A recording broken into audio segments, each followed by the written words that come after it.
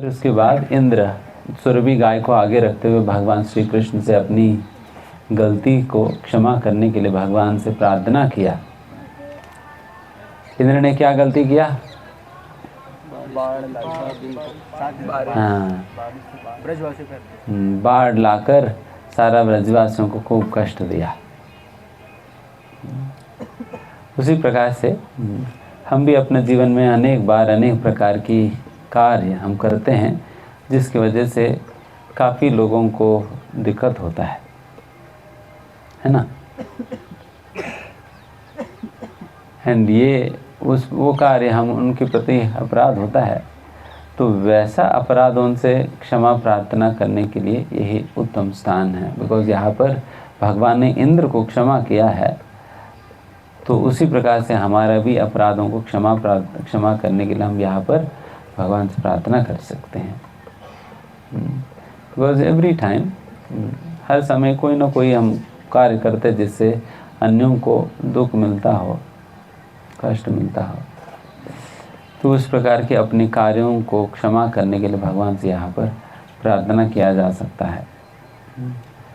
And जिस प्रकार से इंद्र भगवान श्री कृष्ण के भक्त सुरभि गाय के नाम पर भगवान से क्षमा प्रार्थना किया, जैसे यहाँ पर भी हम भी उसी सुरभि गाय की स्मरण करते हुए उनके नाम पर भगवान से क्षमा प्रार्थना कर सकते हैं।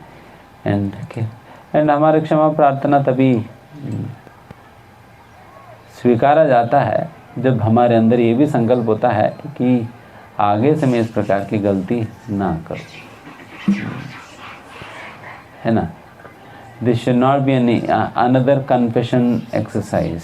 जैसे कई बार क्रिश्चियन कम्युनिटी में चर्चेस में कन्फेशन सेल होता है। वो चर्च में जाते हैं, कन्फेशन सेल में फादर बैठे रहते हैं, वो दिखाई तो नहीं पड़ते, वो छुप कर बैठते हैं। एंड हमारे व्यक्ति जाकर वो कन्फेशन सेल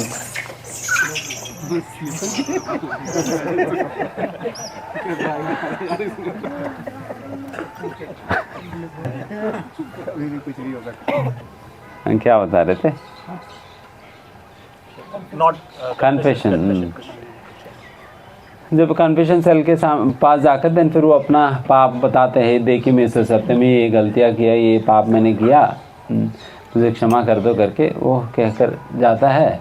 देन अगले हफ्ते वापस आता है, क्योंकि उस हफ्ते की कोटा सुनाना है। तो उस प्रकार से हर हफ्ते गलती करके आप क्षमा प्रार्थना करना, भगवान मूर्ख बैठा हुआ है।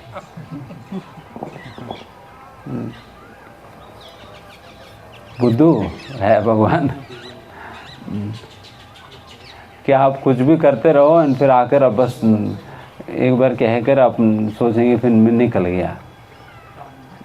कई बार लोग ऐसे भी सोचते हैं फिर गंगा में एक बार हम डुबकी लगा देंगे, सारा पाप धुल जाएगी, दोबारा पाप करके आएंगे, वापस डुबकी लगा देंगे।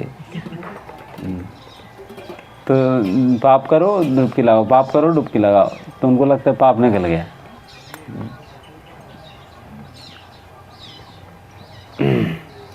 तो ऐसा होता नहीं है,